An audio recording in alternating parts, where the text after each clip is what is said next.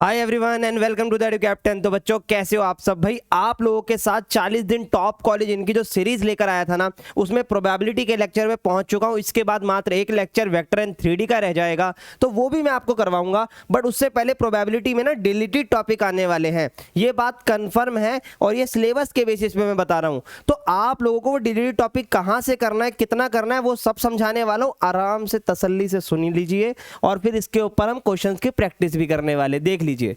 ठीक है, तो चलो आओ एक बार पहले समझ लेते हैं कि डिलीटेड टॉपिक कहां से और कैसे करना है। देखिए भाई, सबसे पहले तो एक बार आप मेरे टेलीग्राम के ग्रुप पर आ जाइएगा, ताकि वहां पर आपको सारी अपडेट मिल जाए। जो भी अपडेट है सब आपको यहां मिल जाएगी। ठीक है, कल मैंने डिलीटेड वीडियो डाली थी, मतलब जो डिलीटेड टॉपिक की वीडियोस हैं वो मैंने यहां पर कल डाली थी, तो उससे क्या था कि बच्चों को पता लग गया। फिर भी अगर आप वहां नहीं पहुंच पाए हो तो वो भी मैं आपको बताता हूं कैसे आपको मिलेगी। बाकी टेलीग्राम का लिंक आपको डिस्क्रिप्शन में मिल जाएगा। आप यहाँ मेरी प्लेलिस्ट पे आना, ठीक है, ये भी आपको डिस्क्रिप्शन में इसका लिंक मिल जाएगा। यहाँ देखो मैंने क्या लिखा हुआ है, all deleted topics in one video. One shot में मैंने सारे डिलीटेड टॉपिक करवाए, टाइम स्टैंप डाल दिया है कि कौन से पे कब है। तो देखो यहाँ मैट्रिक्स का है, ठीक है। उसके बाद यहाँ पर जैसे जैसे आप आगे जाते जाओगे, यहाँ से बाइनोमियल डिस्ट्रीब्यूशन शुरू है। ये प्रोबेबिलिटी का डिलीटेड टॉपिक्स है, तो इसको आप जरूर कर लीजिएगा, ताकि उसके बाद आपको इस वीडियो में होने वाले डिलीटेड क्वेश्चन समझ में आने लगे। ये बात याद रखना। टाइम स्टैंप मैंने इसलिए डाल दिया ताकि आपको दिक्कत ना हो। यहाँ से आप क्लिक करके जा सकते हो, प्लेन सीखना है तो प्लेन भी सीख सकते हो। ठीक है, चलिए अब वापस अपने बैक टू द टॉपिक पे आते हैं और उसके क्वेश्चन की करते हैं प्रैक्टिस। तो देखो भाई, पेपर में क्या क्या पूछा जाएगा उनकी बात करते हैं। सबसे पहले आप लोगों को कंडीशनल प्रोबेबिलिटी का बेसिक पता होना चाहिए कि कंडीशनल प्रोबेबिलिटी होती क्या है। तो भाई ए बाई बी होता है। इसका क्या मतलब है कि आपको प्रोबेबिलिटी ऑफ ए फाइंड करनी है जब बी गिवन है। ठीक है, इसके फॉर्मूले पे क्वेश्चन पिछले साल भी आया था, इस साल भी आ सकता है। याद रखना, जो पीछे वो नीचे, ये फॉर्मूला है। और आप चाहो तो मेरी बोर्ड वाली सीरीज में भी जाके देख सकते हो, वहां पर ये चीज आपको मिल जाएगी। चलो और सुन लो भाई, अगर ये बी बाई ए होता तो तब ऊपर आता बी इंटरसेक्शन ए और नीचे आता अपना ए। तो इंटरसेक्शन तो सिमिलर बात है, ए और बी में फर्क आता है। तो जो चीज गिवन होती है वो पीछे आती है और वही नीचे आती है, ये चीज याद रखना। और बेसिक ऑफ द प्रोबेबिलिटी अपने को आनी चाहिए, क्योंकि इस वीडियो में मेनली मेरा फोकस प्रैक्टिस क्वेश्चंस पे रहेगा, ये बात मैं आपको बता दूं। ठीक है, इसके बाद आप लोगों को कंडीशनल आ जानी चाहिए। ठीक है, उसके साथ साथ अपने को बेस थ्योरम आनी चाहिए, टोटल प्रोबेबिलिटी, ये सब अपना 12th का है, जिसमें मल्टीप्लिकेशन थ्योरम भी आ जाएगी और इंडिपेंडेंट इवेंट भी आ जाएंगे। एक 12th का था भाई डिलीट, प्रोबेबिलिटी डिस्ट्रीब्यूशन। ठीक है, पर उसके भी क्वेश्चन पेपर में आए थे तो वो भी हमने करा है। उसके अलावा जो सबसे ज़्यादा डिलीट था और बच्चों ने इसको देखा ही नहीं है और CUT इस पे क्वेश्चन पूछ रहा है, बाइनोमियल डिस्ट्रीब्यूशन, इस पे क्वेश्चन बन रहा है भाई। तो इसको कैसे करना है, तो इसके लिए तसल्ली से वाली वीडियो देख लो, वहाँ टॉपिक देख लो और इस वीडियो में क्वेश्चन करवा दूंगा। ठीक है भाई, तो इस तरीके से अपनी प्रोबेबिलिटी कवर होगी। 4-5 क्वेश्चन जो भी पेपर में आने हैं वो सही होने चाहिए। तो पहले थोड़ा सा मैच द कॉलम वाले क्वेश्चन से शुरू करते हैं, फिर आगे बढ़ेंगे। ठीक है, हमेशा इसको डायरेक्ट ट्रिक प्ले करके करना होता है, क्वेश्चन कितना भी बड़ा हो स्मॉल करके कर देंगे। देखो सबसे पहले क्या क्या बोला है इसने, मेरे को जो आसान लगेगा हम उसकी बात करेंगे। मेरे को ये वाला अच्छा लग रहा है, डी वाला। डी में दिख रहा है कि E बाई एफ और F बाई ई बराबर है। जैसे कि अभी मैंने आपको बताया था, यहाँ पर ये वाली चीज अगर आपस में इक्वल हुई तो क्या चीज बराबर होगी सर, ए और बी की प्रोबेबिलिटी बराबर होगी, क्योंकि दोनों का इंटरसेक्शन तो कॉमन है, कट ही जाना है। तो यहां पर अगर आप देखोगे ई और एफ इक्वल होगा तो डी का हो गया सेकंड। अब डी का सेकंड कितनी बार है, एक ही बार है, तो ऑप्शन नंबर 4 करेक्ट। आगे सवाल चेक करने की जरूरत ही नहीं है। अब चाहे सवाल कुछ भी हो, आंसर यही होगा, बात खत्म। सिंपल सी बात है, इस तरीके से सोचोगे तो पेपर में चीजें जल्दी होंगी। E and F R independent event. अगर ई और एफ इंडिपेंडेंट इवेंट है तो क्या फॉर्मूला लग सकता है, तो भाई अगर E और F इंटरसेक्शन आप लिखो तो वो बराबर होता है probability of E into probability of F। ठीक है, लेकिन अगर यहाँ F की जगह F डैश आ जाए तो यहाँ भी F डैश आएगा, मतलब जिनका इंटरसेक्शन है उन्हीं की प्रोबेबिलिटी की मल्टीप्लाई होती है। तो C वाले पार्ट में अगर आप देखोगे तो ये तीसरा वाला पार्ट सिमिलर बन रहा है, तो C के लिए तीसरा हो गया, तो ऐसे ही बाकी भी हो जाएंगे। ठीक है ना, तो मैंने एक ही चीज से कैसे ट्रिकली प्ले करा और 1 सेकेंड में आंसर आ गया। तो इस तरीके से पेपर में आपको भी करना पड़ेगा। अब आओ इस क्वेश्चन पे, क्या लिखा हुआ है, bag 1 contain 3 red and 4 black balls and another bag 2 contain 5 red and 6 black ball। ठीक है भाई, उसके बाद बोला है 1 ball is drawn at random from one of the bag and it's found to be red, मतलब किसी भी बैग में से आप बॉल निकालो वो निकलेगी रेड। ओके, तो प्रोबेबिलिटी बतानी है कि वो दूसरे वाले बैग में से निकाली गई। तो ये अपनी बेस थ्योरम का क्वेश्चन है। तो सबसे पहले तो हम बैग चुनेंगे भाई। तो दो बैग हैं, एक हो गया E1 और एक हो गया E2, तो उनकी प्रोबेबिलिटी 1/2 हो जाएगी, क्योंकि आप कोई सा भी बैग चुन सकते हो, बोथ आर इक्वल। फिर आएगा एक कॉमन इवेंट, जिसका मतलब है कि बॉल जो निकाली गई है ना वो रेड आई है। अब बॉल अगर रेड आई है तो उसकी प्रोबेबिलिटी क्या होती है? सबसे पहले हम यहाँ लिखते हैं प्रोबेबिलिटी ऑफ A/E1, मतलब कि अगर वो बैग 1 था तो उसमें रेड बॉल की क्या प्रोबेबिलिटी है? 3/7, क्योंकि टोटल 7 बॉलें हैं बैग 1 के अंदर। अच्छा, यही चीज़ अगर बैग 2 से निकाली जाती तो क्या आती? सर ये तो लेंथी हो रहा है क्वेश्चन। भाई थोड़ा होगा, क्योंकि मैं एक एक चीज़ लिख रहा हूँ। जब आप पेपर में करोगे तो आप डायरेक्ट भी करोगे, ठीक है ना? अभी बताता हूँ कैसे। तो इधर आ जाओ, बैग 2 में 5 रेड हैं और टोटल 11 बॉल्स हैं, ठीक है। अब आपको किस बैग से बॉल निकालनी थी? सर E2 से आनी चाहिए थी, तो E2 से आएगी और ये रेड है, ये पता है। अब जब आप पेपर में करोगे तो थोड़ा सा डायरेक्ट इस तरीके से, इन दोनों की मल्टीप्लाई नीचे 1/2 3/7, इधर 1/2 5/11, और ऊपर हमेशा इन दोनों में से ही कोई एक आता है, वो हमेशा कौन सा होता है?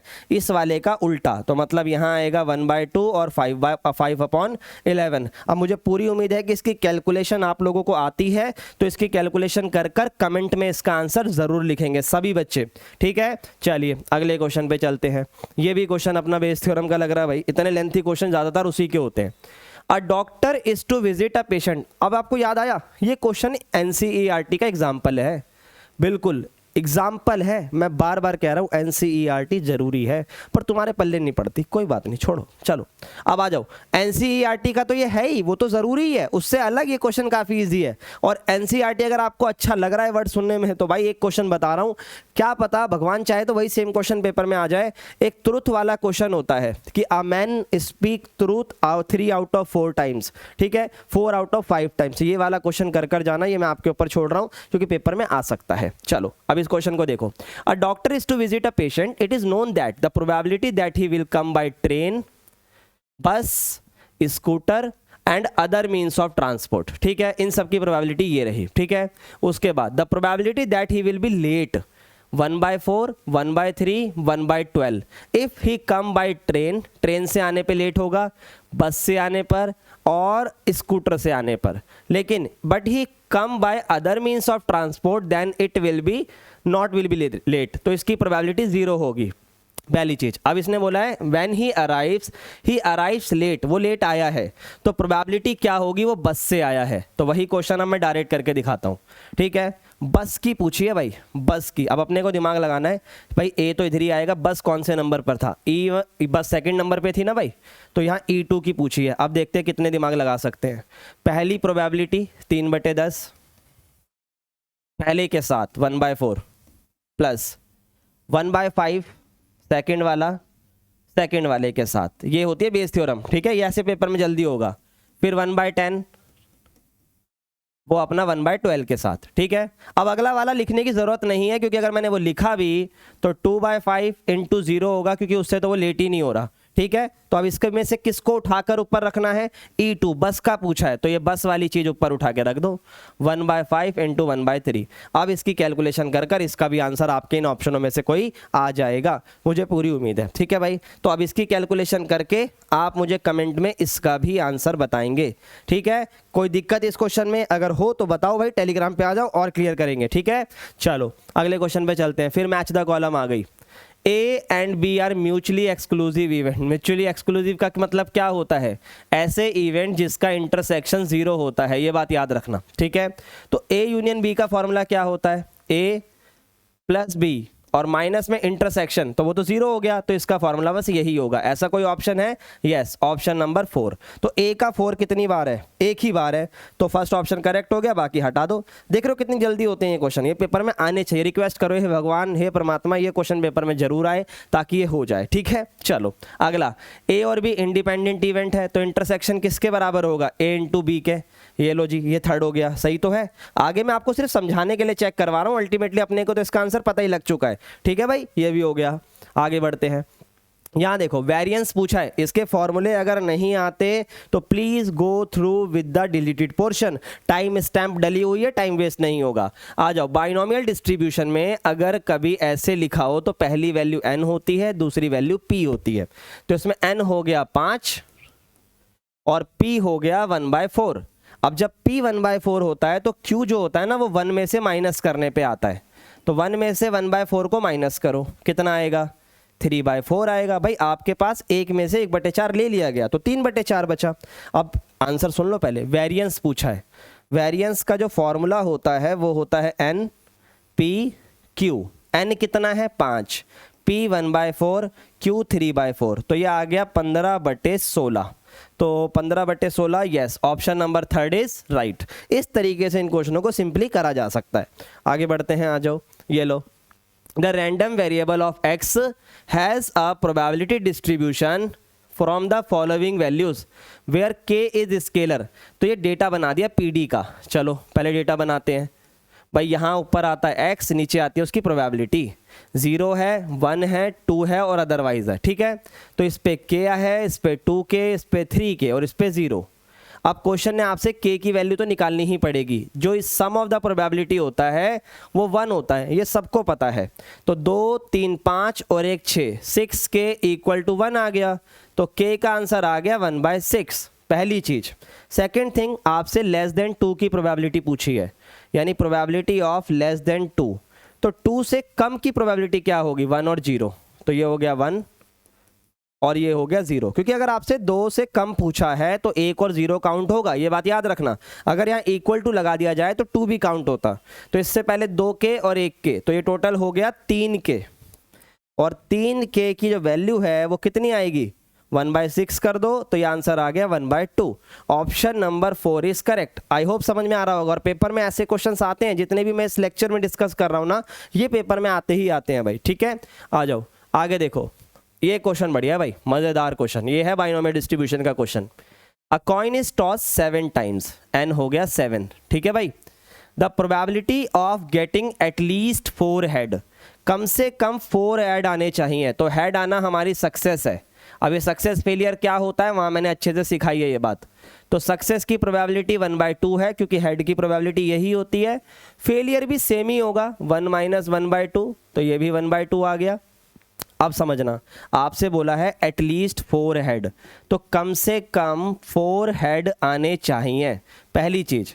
तो एटलीस्ट 4 बोला है तो 4 तो आ ही सकते हैं, 5 भी आ सकते हैं, 6 भी आ सकते हैं और 7 भी आ सकते हैं। अब बच्चे कहेंगे कि सर 7 तक क्यों रुक गए? क्योंकि भाई n 7 है। अब आपको लग रहा होगा इस क्वेश्चन की कैलकुलेशन में तो बहुत ज़्यादा समय लगेगा। मैं गारंटी देता हूँ थोड़ा सा सुन लो, आसान लगेगा। देखो इधर, सबसे पहले तो आप सिंपल फॉर्मूला बनाओ x = r का। वो क्या होता है? वो होता है NCR q की पावर n - r p की पावर r। टाइम तब लगता है जब p और q अलग अलग हो। अब यहाँ ध्यान दो, n कितना है? 7, 7CR, q और p दोनों सेम है, 1/2 n - r और 1/2 r। जब बेस सेम है तो पावर प्लस नहीं हो जाएगी, और जब पावर प्लस हो जाएगी तो 1/2 की पावर सिर्फ n आएगा। समझो, माइनस का r प्लस का r कैंसिल हो जाएगा और 1/2 की पावर सिर्फ n आएगा। तो यहाँ अगर आप देखोगे तो 7C4 आएगा, इसमें 7C5 आएगा, इसमें 7C6 आएगा और इसमें 7C7 आएगा।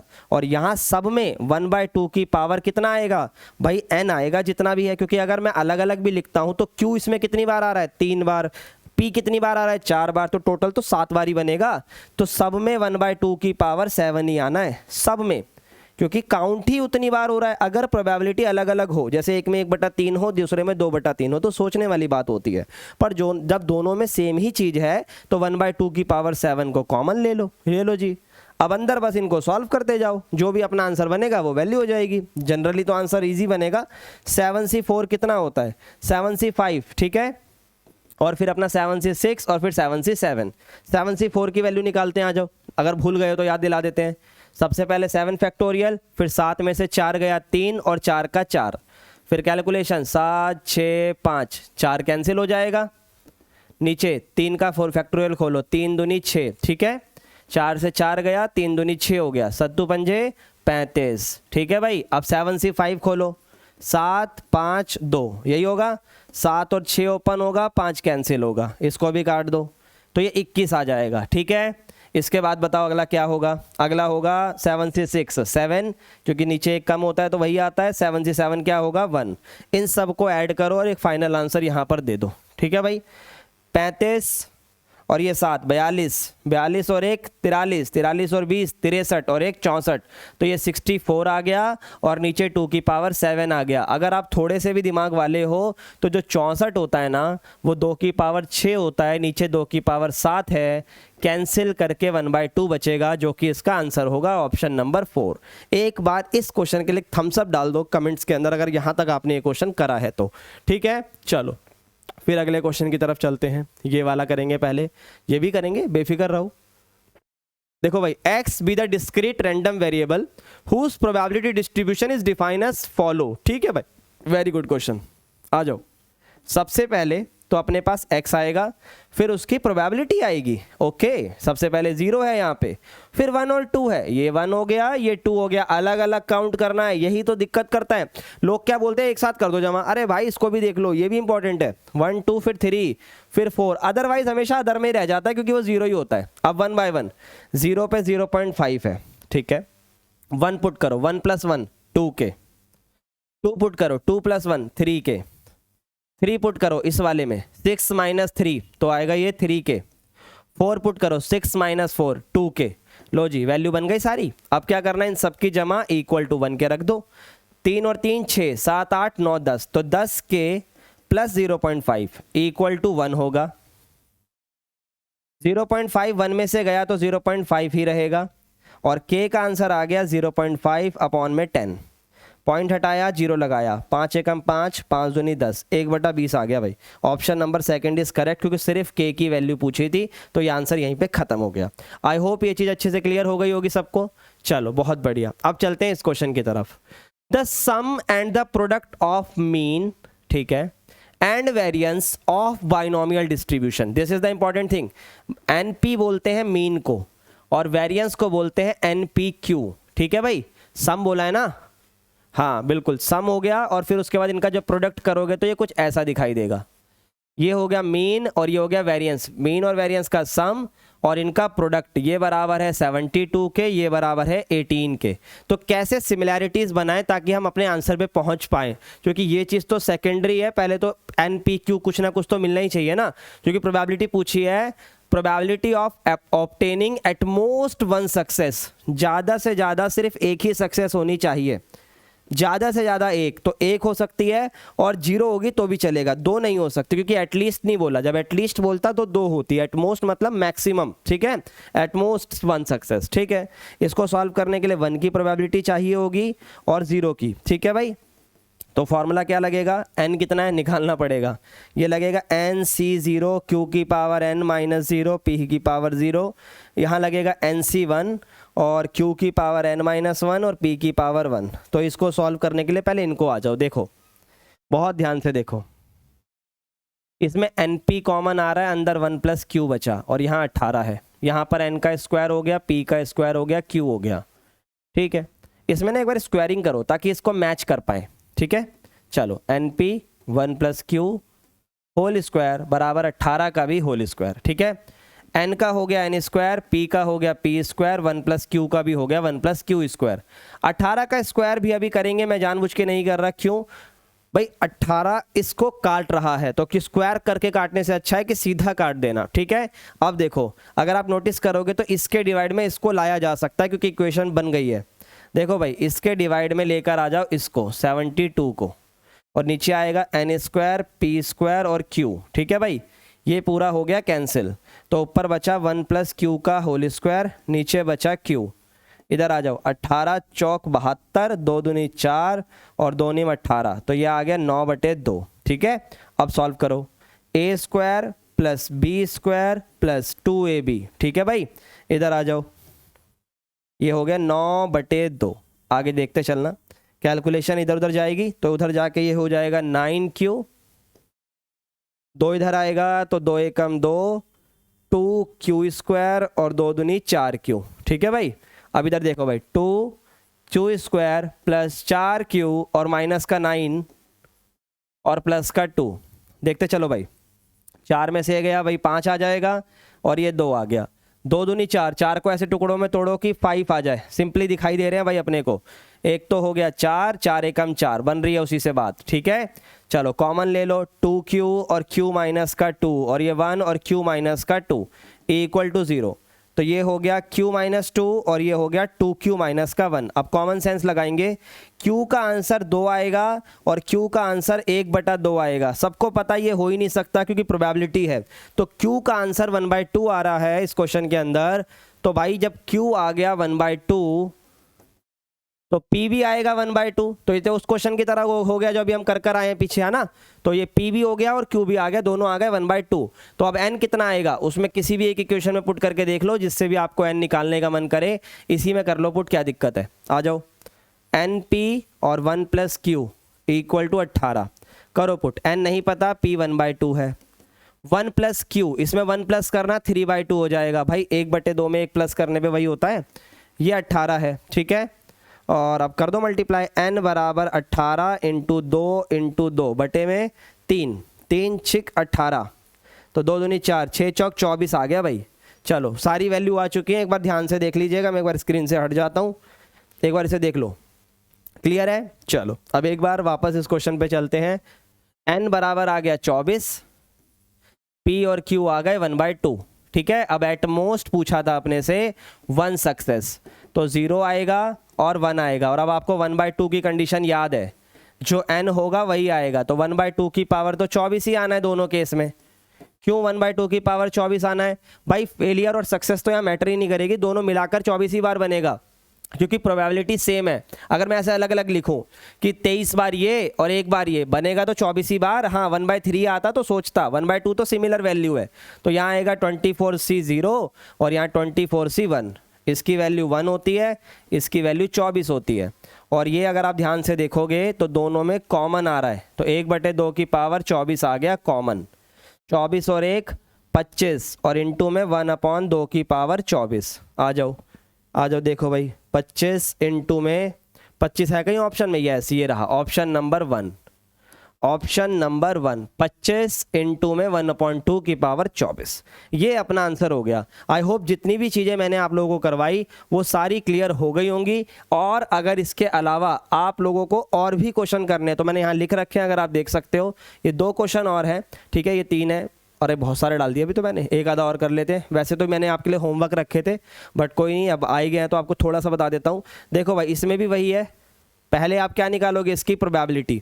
एक बार प्रोबेबिलिटी आ गई तो इसमें मीन कैसे निकालते हैं?